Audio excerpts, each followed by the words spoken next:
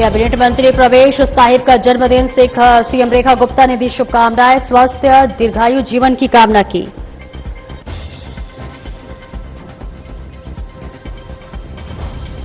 राष्ट्रीय गीत वंदे मातरम के 150 वर्ष पूरे हुए। इंदिरा गांधी इंडोर स्टेडियम में कार्यक्रम का हुआ आयोजन। पीएम मोदी ने किया डाक टिकट व सिक्के का विमोचन। पटना से मुख्यमंत्री रेखा गुप्ता की हुंकार, एनडीए की बहुमत, सरकार का किया दावा, कहा भ्रष्टाचारी खलनायक जेल की हवा खाएंगे।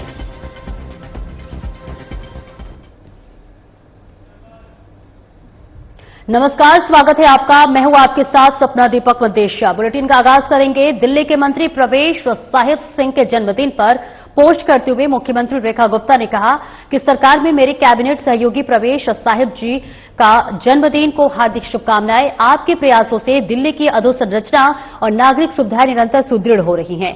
प्रभु श्री राम से प्रार्थना है कि वे आपको स्वास्थ्य, दीर्घायु और सदैव कर्मनिष्ठ बनाए रखें, ताकि हम सब मिलकर दिल्ली को और भी सक्षम, सुरक्षित और आधुनिक राजधानी के रूप में विकसित करने की दिशा में तेजी से आगे बढ़ते रहें।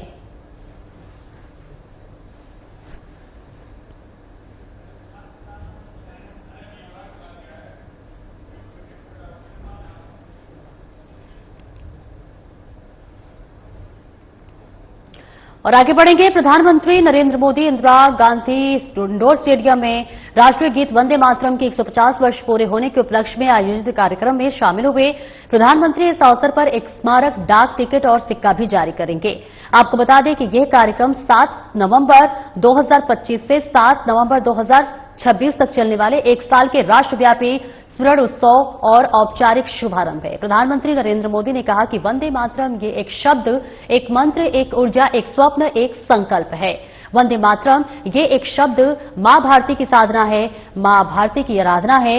वंदे मातरम ये एक शब्द हमें इतिहास में ले जाता है। ये हमारे भविष्य को नया हौसला देता है कि ऐसा कोई संकल्प नहीं जिसकी सिद्धि ना हो सके, ऐसा कोई लक्ष्य नहीं जो हम भारतवासी पा न सके।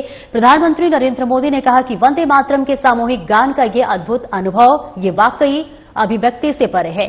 इसकी इतनी सारी आवाजों में एक लय, एक स्वर, एक भाव, एक जैसा रोमांच, एक जैसा प्रवाह, ऐसा तारतम्य, ऐसी तरंग, इस ऊर्जा ने हृदय को संपदित कर दिया है।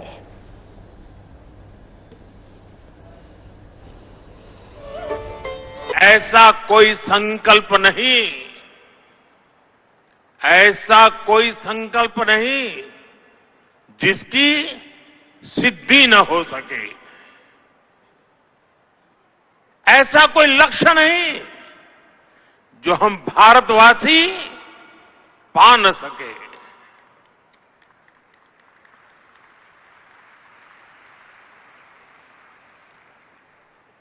साथियों, वंदे मातरम के सामूहिक गान का ये अद्भुत अनुभव, ये वाकई अभिव्यक्ति से परे है। इतनी सारी आवाजों में एक लय, एक स्वर, एक भाव, एक जैसा रोमांच, एक जैसा प्रवाह, ऐसा तारतम्य, ऐसी तरंग, इस ऊर्जा ने हृदय को स्पंदित कर दिया है।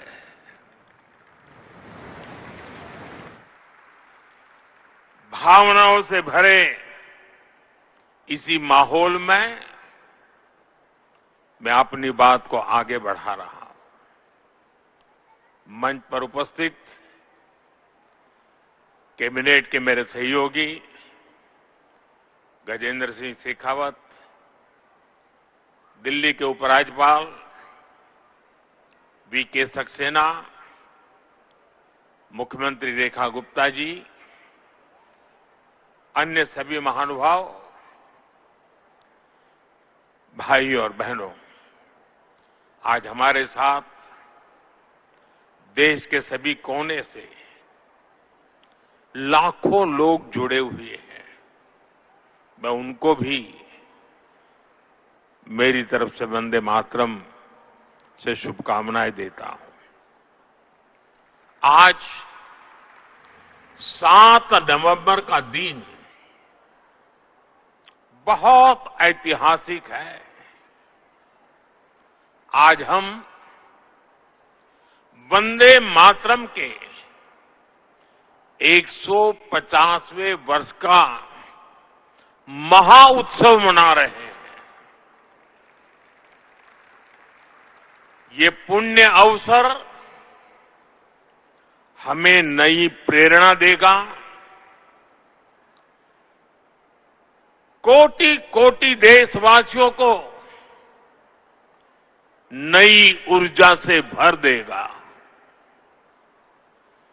इस दिन को इतिहास की तारीख में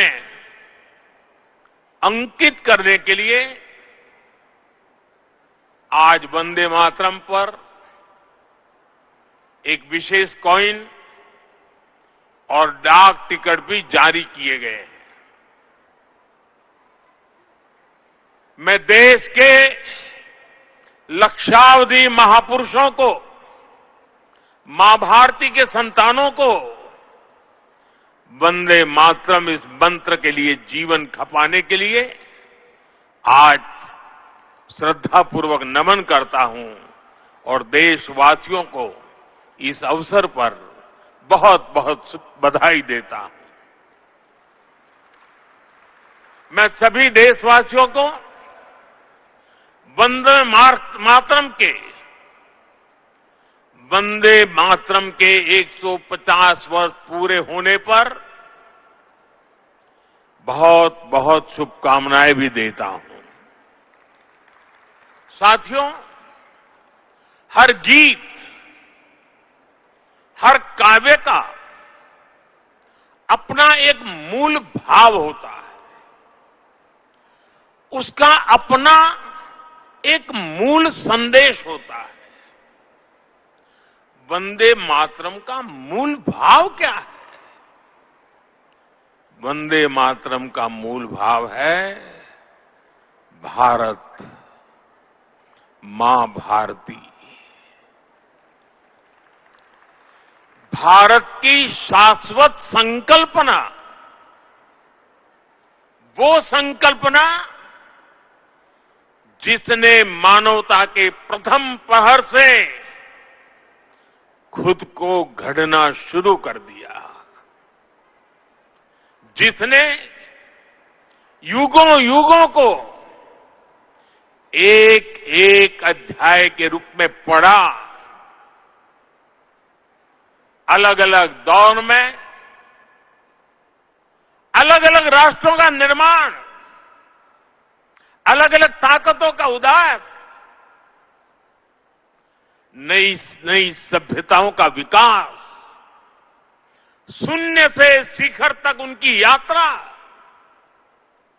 और शिखर से पुनः शून्य में उनका विलय, बनता बिगड़ता इतिहास, दुनिया का बदलता भूगोल, भारत ने ये सब कुछ देखा है। इंसान की इस अनंत यात्रा से हमने सीखा और समय समय पर नए निष्कर्ष निकाले। हमने उनके आधार पर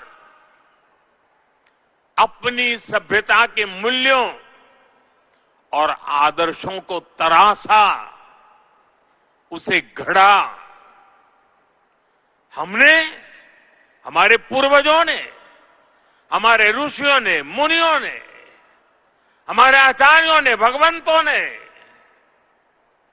हमारे देशवासियों ने अपनी एक सांस्कृतिक पहचान बनाई।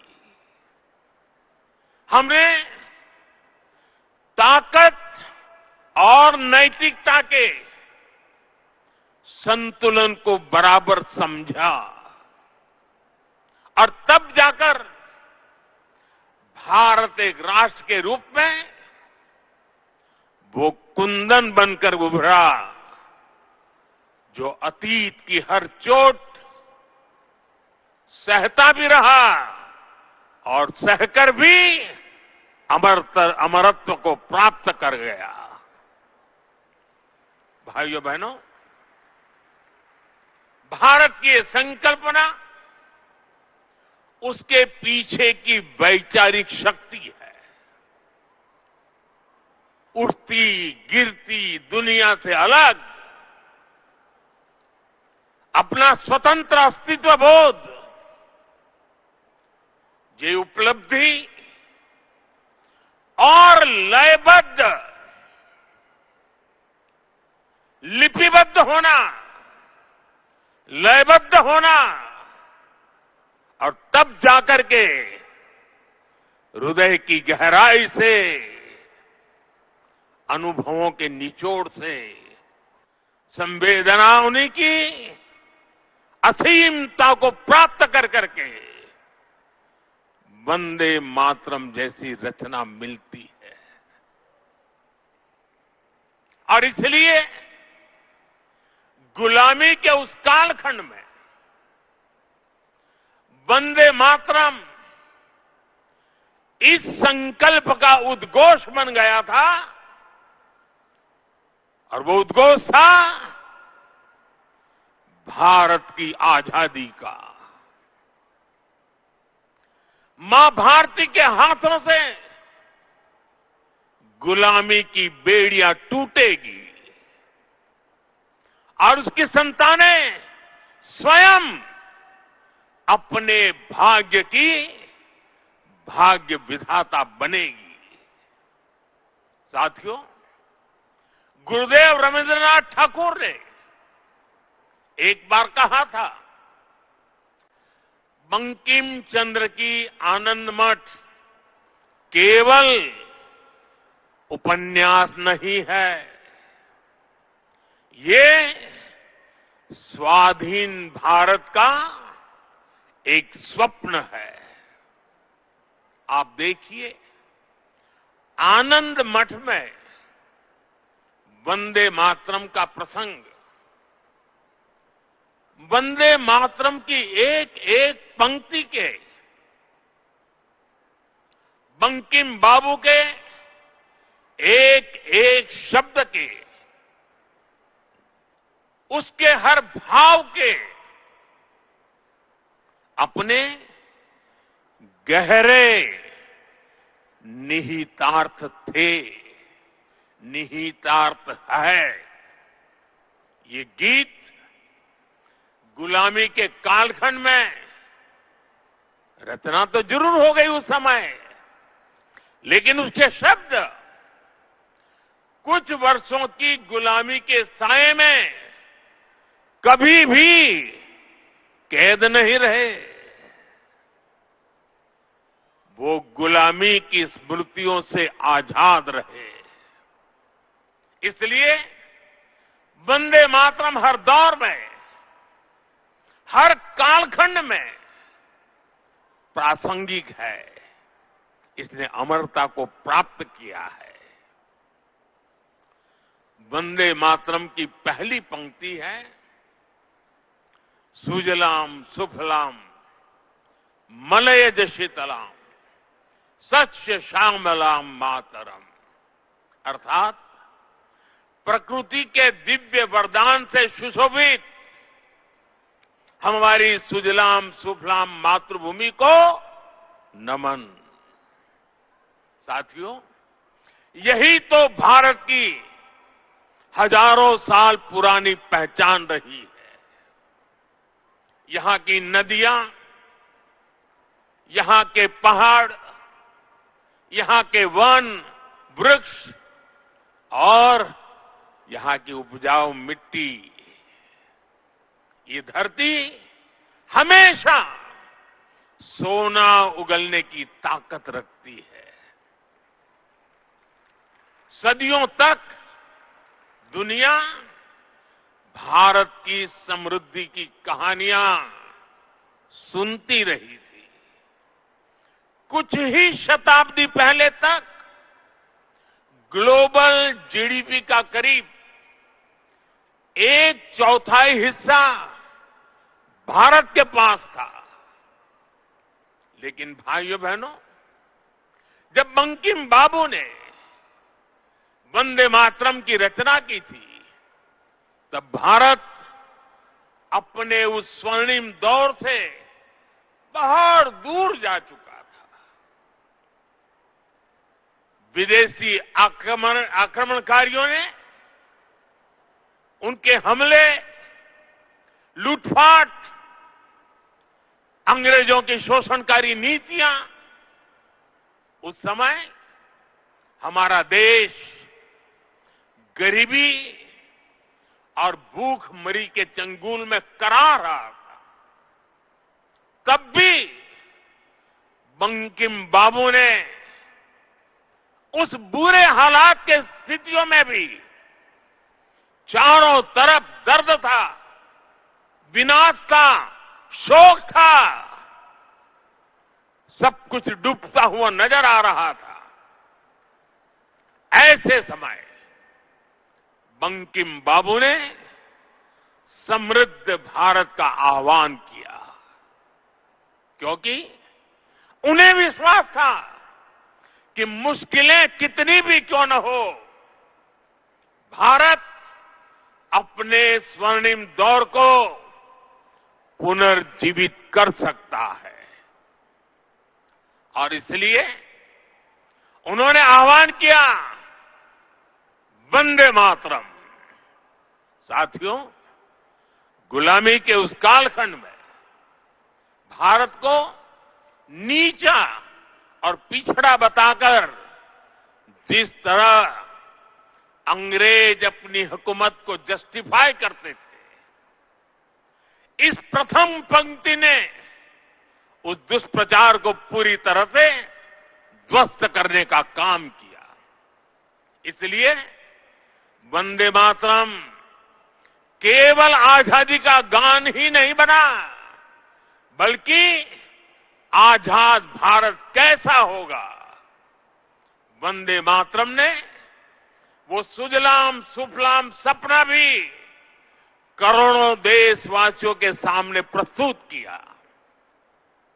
साथियों, आज ये दिन हमें वंदे मातरम की असाधारण यात्रा और उसके प्रभाव को जानने का अवसर भी देता है। जब सन 1875 में बंकिम बाबू ने बंग दर्शन में वंदे मातरम प्रकाशित किया था, तो कुछ लोगों को लगता था कि ये तो केवल एक गीत है।